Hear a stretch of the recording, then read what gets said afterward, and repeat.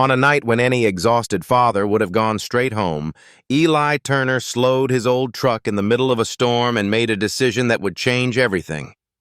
Sheets of rain slammed against the windshield like buckets being dumped from the sky. The wipers of his faded blue pickup squealed back and forth, barely keeping the world in focus. It was close to midnight on the outskirts of Columbus, Ohio. The streets were almost empty, the city lights blurred into trembling halos behind the downpour. Eli's white polo, still smelling faintly of fryer oil and coffee, clung damp to his shoulders. His back ached from the double shift at Lakeside Grill, a small family-style restaurant perched near the river. He should have been home an hour ago.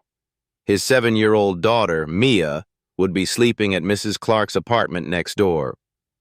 Her backpack already packed for school, her little sneakers lined up by the door. As long as nothing goes wrong, he had told himself that afternoon, doing the math in his head.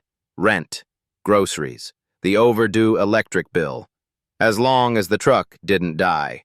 As long as Mia didn't get sick. As long as his manager didn't decide to cut his hours. Too many as-longs for one man. Lightning flashed, casting the road in harsh white for a second. In that sharp burst of light, Eli saw it. A dark luxury sedan stalled crookedly along the shoulder, hazard lights blinking like a weak heartbeat. The hood was up. Thin smoke or steam curled from the engine, instantly swallowed by the rain. Beside the car stood an older man in a soaked charcoal suit, silver hair plastered to his forehead. One hand braced against the car, the other gripping a phone he kept raising and lowering, as if trying calls that wouldn't connect. There was no umbrella, no car in sight, no one else on this stretch of road. Eli's hands tightened around the steering wheel. "Keep driving," the tired part of him whispered. "Mia's waiting. The storm is bad. You don't know him." He almost listened. Then, without warning, an image flashed into his mind. Emma, his wife, on the night of the accident. The phone call. The words, "hit and run." The question that had stabbed him for 2 years. Did anyone stop? Did anyone hold her hand in those last minutes? Or did she die alone on a cold road like this with drivers speeding past?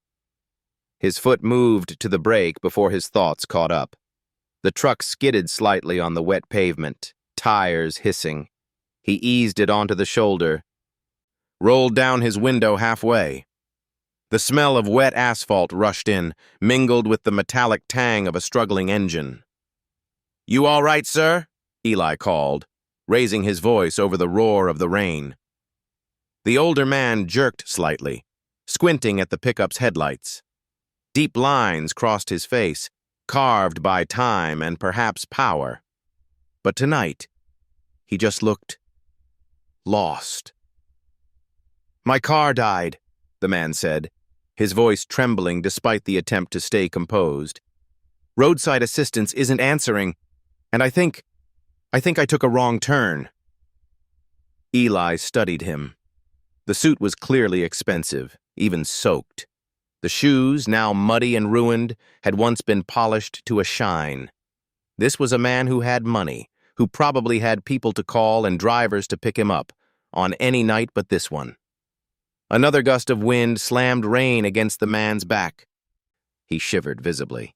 "Get in," Eli said, pushing the passenger door open. "Another 15 minutes out here and we'll be peeling you off the pavement." The man hesitated for a heartbeat. Caution flickered in his eyes. Every warning about strangers, every story about traps and schemes. Who was this young man in the beat-up truck? Why was he being kind? Then a particularly fierce gust of wind made his knees wobble, and the phone in his hand flashed "no service" again. Sometimes you don't get to wait for certainty. He stepped forward and climbed into the truck. Water dripped from his clothes onto the cracked dashboard and worn fabric seats. The heater hummed weakly but steadily, casting a pocket of warmth around them. "Thank you," the man said, voice still shaky. "You didn't have to stop." "Nah," Eli replied, pulling the truck back onto the road. We don't leave people as decorations on the side of the highway. I'm Eli. Martin Hale, the man answered, extending a hand. It was ice cold, but the handshake was firm, practiced. I appreciate this more than you know.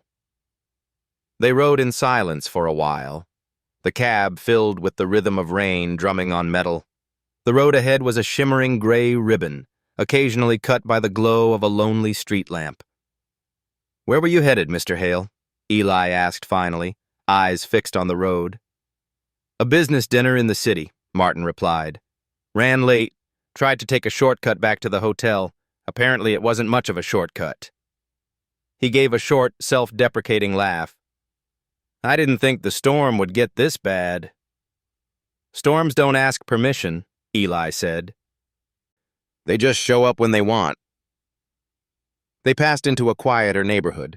2-story brick buildings, old trees, a few small shops with their lights already off. This wasn't the part of town that appeared in tourist brochures, but it was home to people who worked double shifts, paid late fees, and borrowed sugar from neighbors. This is my place, Eli said, turning into the cracked parking lot of a small apartment complex. The faded sign read Riverside Court, though the river was 2 blocks away and mostly hidden by warehouses. There's no decent hotel close by, not at this hour. The roads up north flood during storms like this. You can crash on my couch, call for a tow truck in the morning. Martin blinked. I don't want to impose. You'd be doing me a favor, Eli said, pushing open his door. My daughter loves having guests. Makes her feel like we're running a hotel. His smile was tired but genuine. Come on, before the rain decides to get creative. Inside, the apartment was small. 1 bedroom, a modest living room, a narrow kitchen that hummed with the sound of an old refrigerator. But it was clean. On the wall, a few hand-drawn pictures of planets and stick-figure families. On the coffee table, a scattering of colored pencils and a purple plastic cup with MIA written in glittery sticker letters. My daughter, Eli said, noticing Martin's gaze. 7. Has strong opinions about crayons and bedtime. Where is she now? Martin asked. Next door. Mrs. Clark watches her when I work late. He pulled out a towel. Here you go. And I think I've got an old t-shirt and sweatpants that might fit. Don't worry, they're clean. Mostly. 20 minutes later, Martin sat on the couch, wearing a faded Ohio State shirt that hung a bit loose and gray sweatpants that were slightly too short. In his hands was a bowl of instant noodles, steam fogging his glasses. It was, quite frankly, one of the simplest meals he'd eaten in years. And somehow, it felt like the most honest. You really didn't have to do all this, Martin said softly. You could have just dropped me at a gas station. Eli shrugged, blowing on his own noodles. You looked like you'd tip over before you made it 10 steps. Besides, I had extra noodles. It's not like I'm sacrificing a steak. Martin took a small bite and nodded. So, what do you do, Eli? I'm a waiter at Lakeside Grill, Eli answered. Been there about 5 years. It's not glamorous, but it pays most of the bills and lets me walk my kid to the bus stop most mornings, so I can't complain too much. And your wife? Martin asked gently. Eli's hand tightened briefly around his fork. She died 2 years ago. Car accident. A drunk driver ran a red light. Since then, it's just been me and Mia. I'm so sorry, Martin said. The words were simple, but something in his voice suggested he wasn't just being polite. It's okay, Eli replied, though his voice wavered. We're figuring it out. She asks about her mom less now, but every time it rains like this, she gets quiet. Like some part of her remembers even if she doesn't know why. Martin looked at the young man sitting in front of him, dark circles under his eyes, hands roughened by work, clothes that had seen too many wash cycles. And yet, there was a steady light in him, something that hadn't been extinguished by grief or exhaustion. "What about you?" Eli asked, seizing the chance to move the spotlight. "What line of work are you in, Mr. Hale?" Martin hesitated. He was used to introducing himself with long titles and numbers: founder, majority shareholder, chairman of this, investor in that. Tonight, in this small apartment with two thin walls and the scent of instant noodles, all of that felt irrelevant. "I'm in hospitality in a way," he said after a moment. "I own a few places, cafes, restaurants, a small hotel here and there." "Sounds big," Eli said. "It is," Martin admitted. "Big enough that sometimes I forget there are actual people behind the spreadsheets." He smiled wryly. Tonight reminded me. They talked for another hour.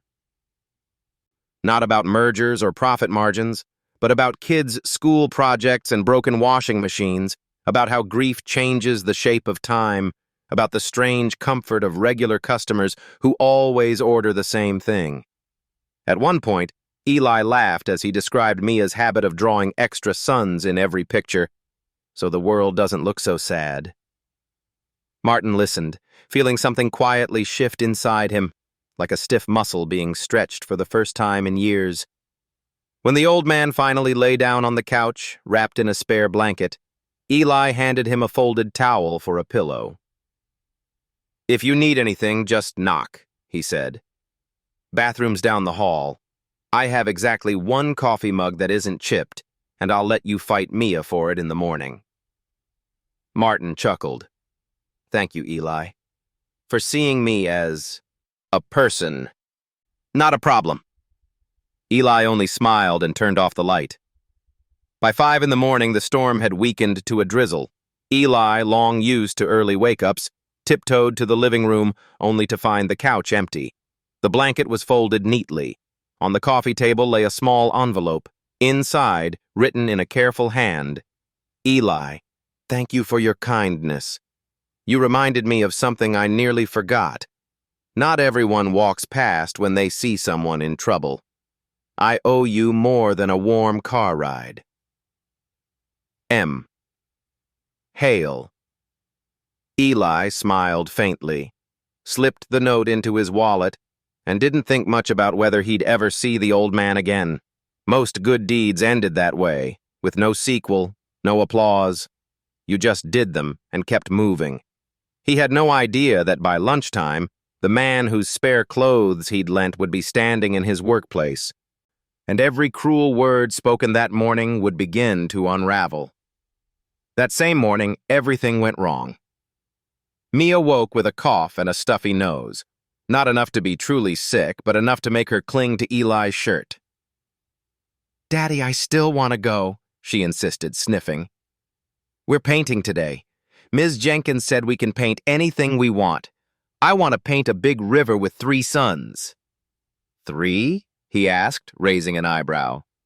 "One for you, one for me, one for Mommy," she said simply. His heart squeezed. "All right, Star Girl. But if you feel bad, you tell your teacher or Mrs. Clark, okay?" By the time he dropped her at the neighbor's and hurried back to the truck, he was already cutting it close. The old engine coughed to life only after 3 turns of the key. He exhaled in relief. Too soon. 2 blocks later, the engine sputtered, jerked, and died. "No, no, no," Eli muttered, banging his palm against the steering wheel. "Not today." 15 panicked minutes and several pleaded prayers later, the engine finally caught. But he was late. Really late. Lakeside Grill sat on a busy corner not far from the river, its neon fish sign flickering against the pale morning sky.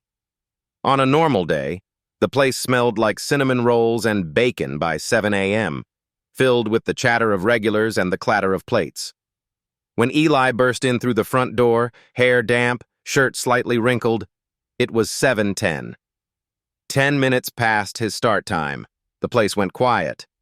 Behind the host stand stood Victor Crowley, the restaurant's manager, early 40s, always in a crisp, dark suit that seemed slightly too polished for a modest place like this.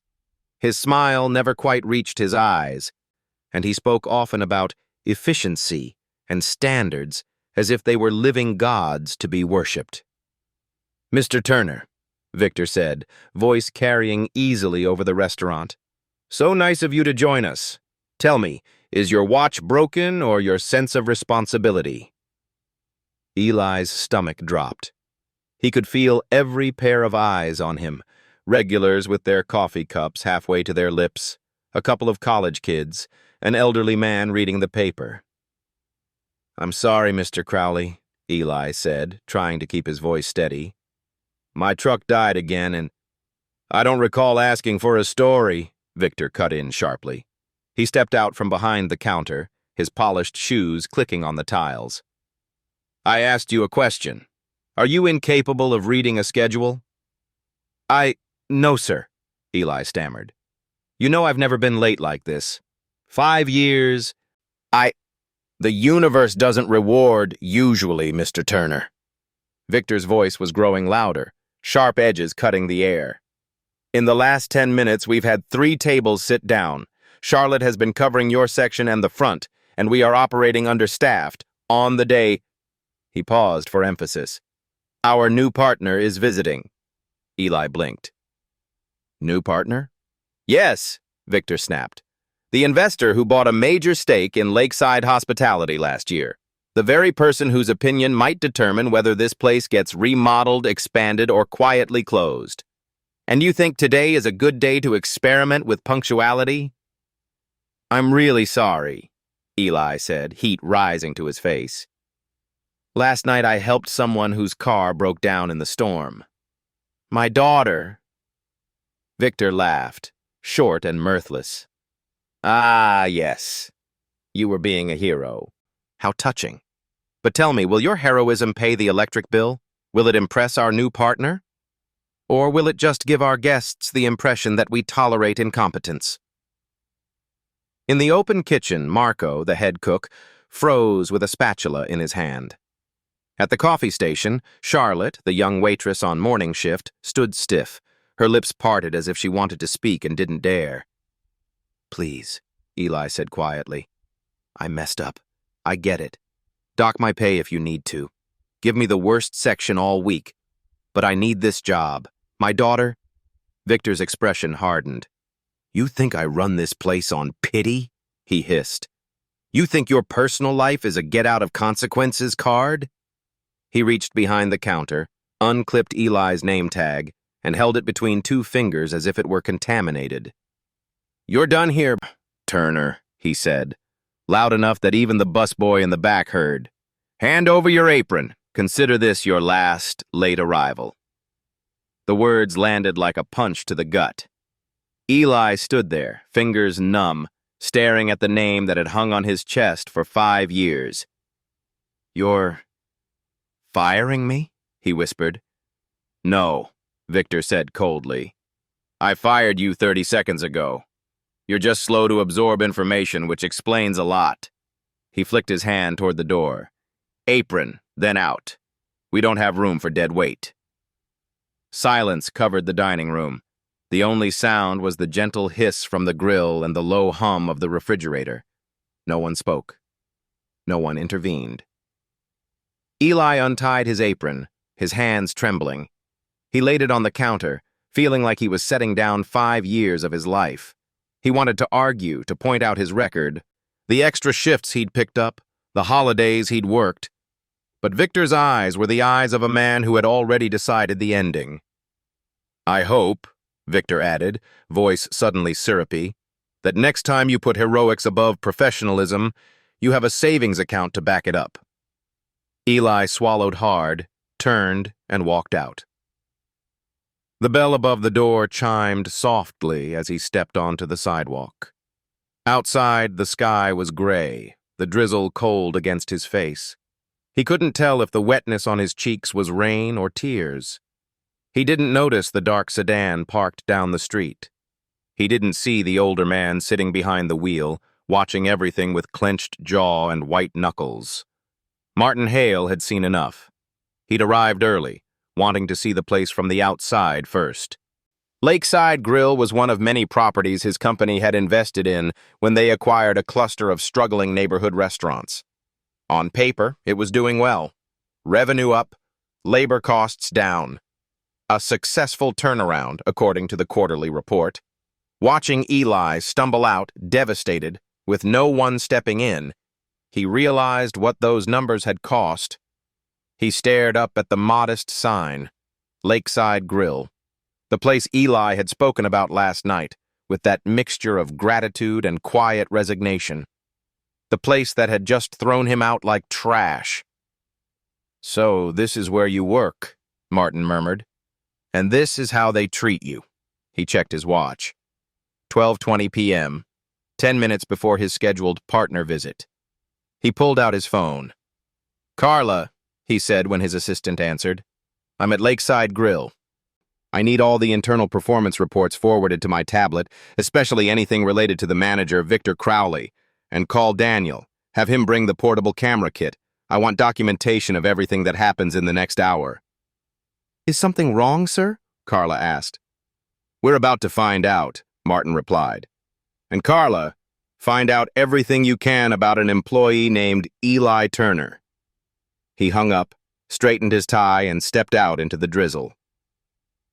Inside the restaurant, the energy shifted the moment he opened the door. It wasn't that people recognized him personally. Martin had never put his face on billboards. But there was something about him, the quiet, grounded confidence in his stride, the tailored suit that didn't scream for attention, the way his eyes took in everything at once, that made people look up. Victor nearly tripped over his own shoes as he hurried forward. "Good afternoon, sir," he said, smile wide and gleaming. "Welcome to Lakeside Grill. I'm Victor Crowley, general manager. We've been expecting you." "Have you?" Martin said mildly, glancing around. The place was clean, organized, efficient. The kind of efficiency that left no room for spilled coffee or slow mornings or human error.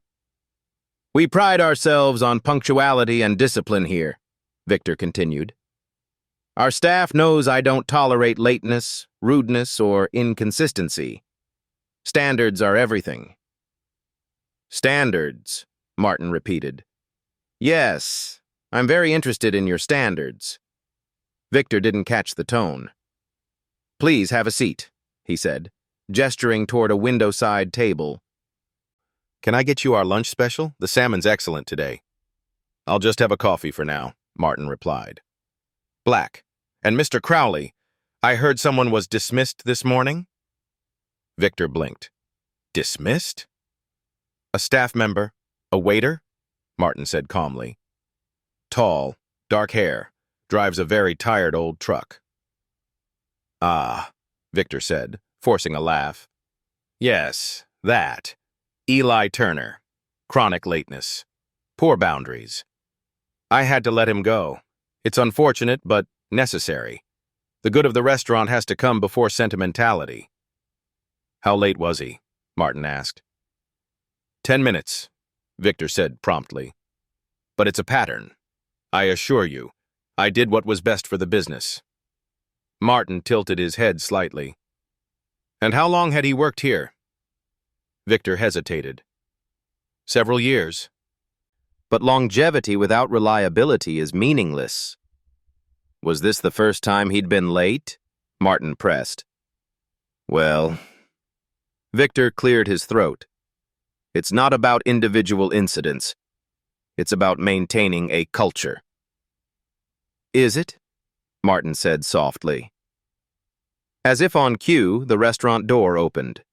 Daniel, dressed in casual clothes and carrying a messenger bag, slipped to a corner table and ordered a sandwich. From there, he had a clear view of the counter, the staff, and Victor. Martin sipped the coffee that Charlotte brought, offering her a small, genuine smile that made her cheeks flush.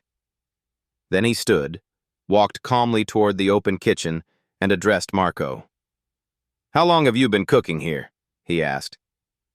8 years, Marco replied, surprised. "Why?"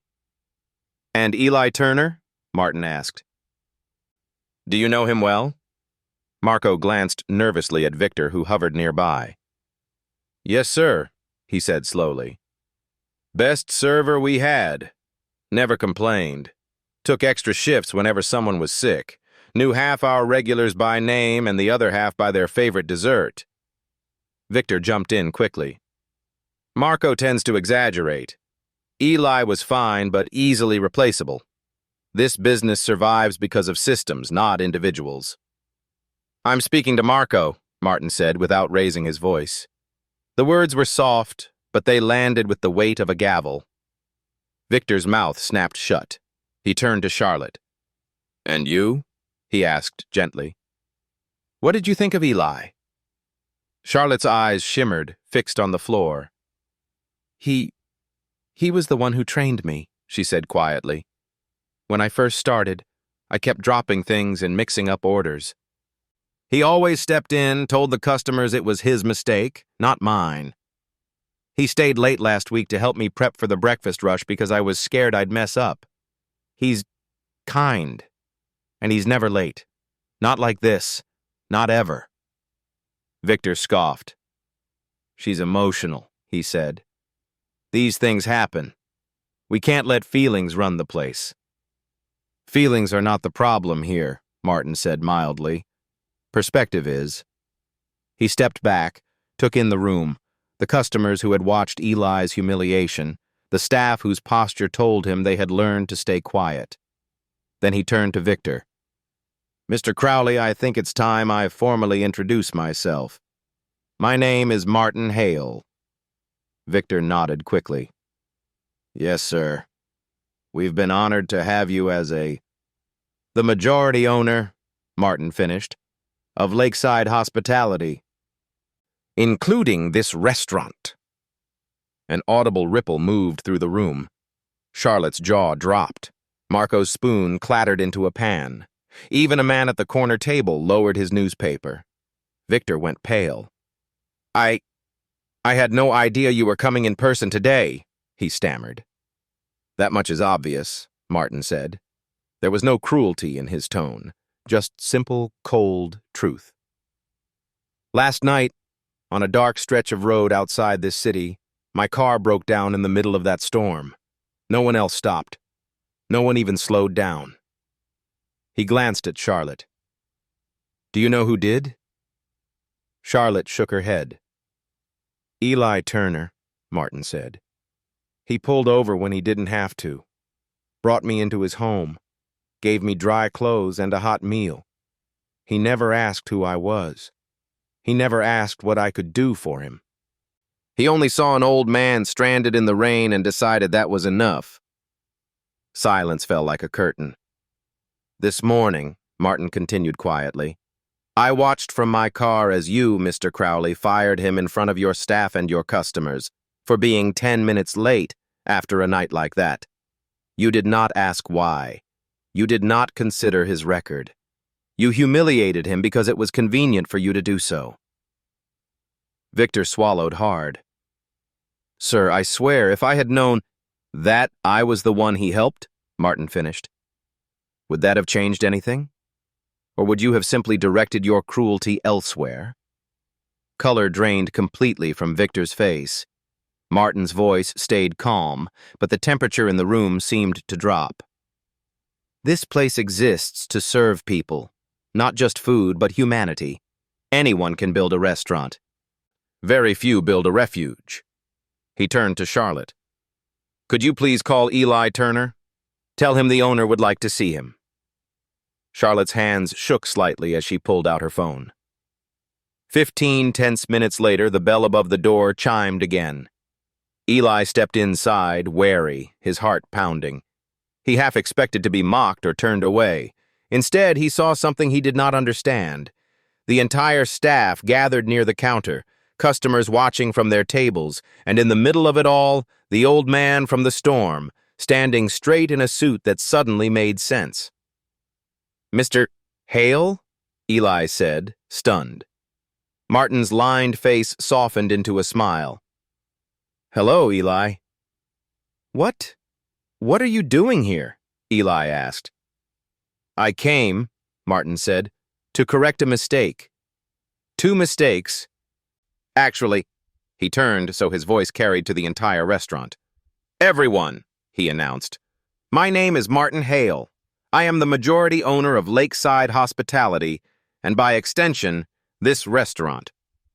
Last night, I was the stranded driver Eli Turner chose to save instead of ignoring. This morning, I watched him lose his job for the crime of being human in a world that has forgotten what that means. A murmur swept through the room. I want it to be clear, Martin continued, that this is not the kind of place I intend to run.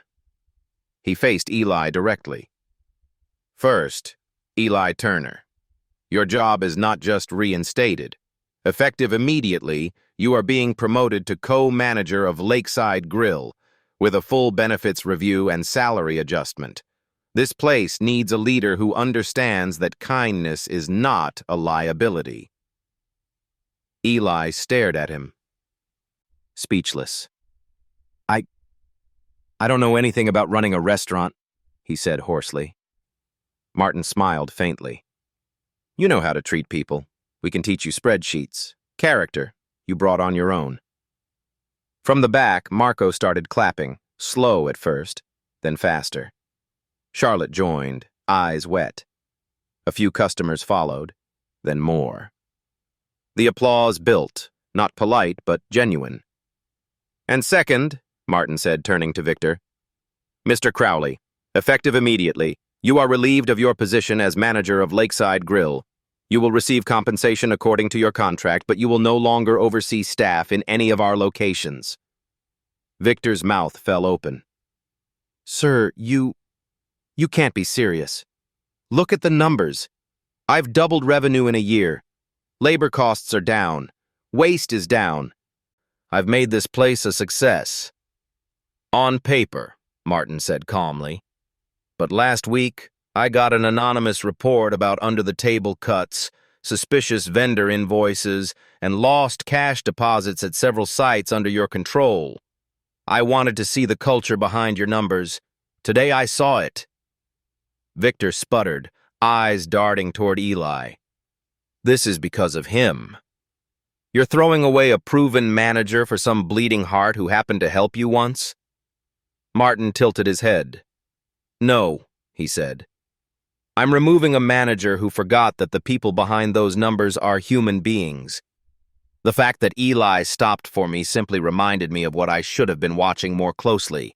Security will escort you to collect your things. Our legal team will be in touch about the financial irregularities. For a moment, Victor looked like he might argue. Then he saw the expression on Martin's face, the kind that meant this decision was already a completed chapter. His shoulders dropped. You'll regret this, Victor muttered. You can't run a business on sentiment. No, Martin agreed. But you can destroy one by neglecting it. He watched as Victor was led to the back, the dining room utterly silent. When the door swung shut behind him, it felt like a held breath finally released. Martin turned back to Eli. I know this is a lot, he said quietly, but I meant what I wrote in that note. I owe you more than a dry couch and a bowl of noodles. I owe you a chance to see what this place could be if it reflected the person who serves here. Eli swallowed hard. Why me? He whispered. I'm just some guy trying not to drown. Exactly, Martin said.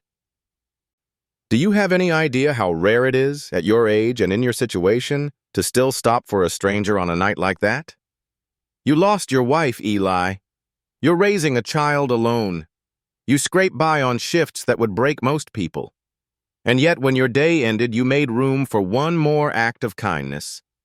People like you are the reason I built this company in the first place.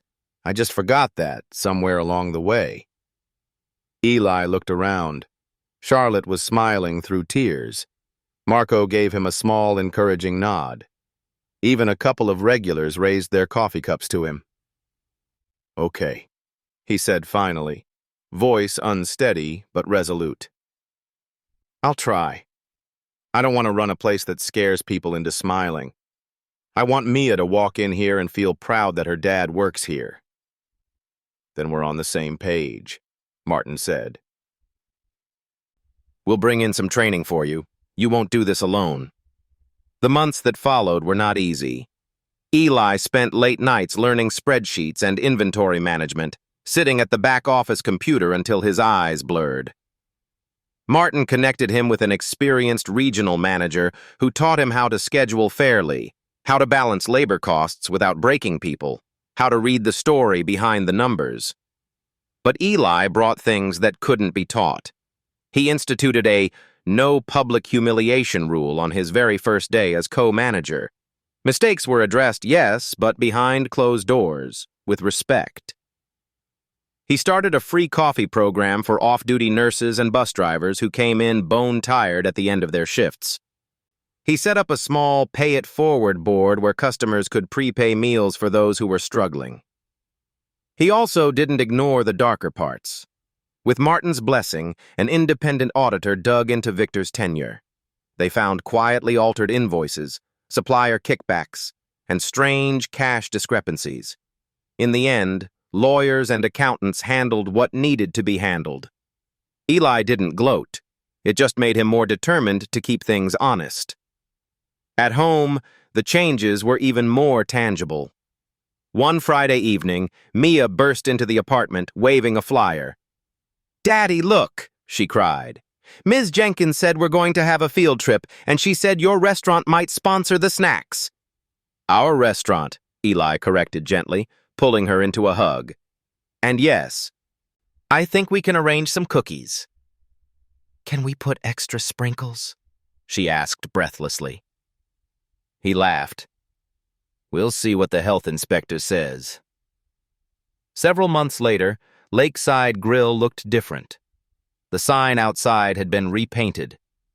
A small line in neat script now sat under the name, "Good Food, Real People."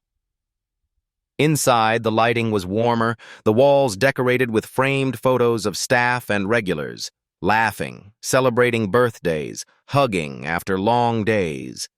A community board displayed handwritten notes. "Thank you for serving us after Mom's surgery.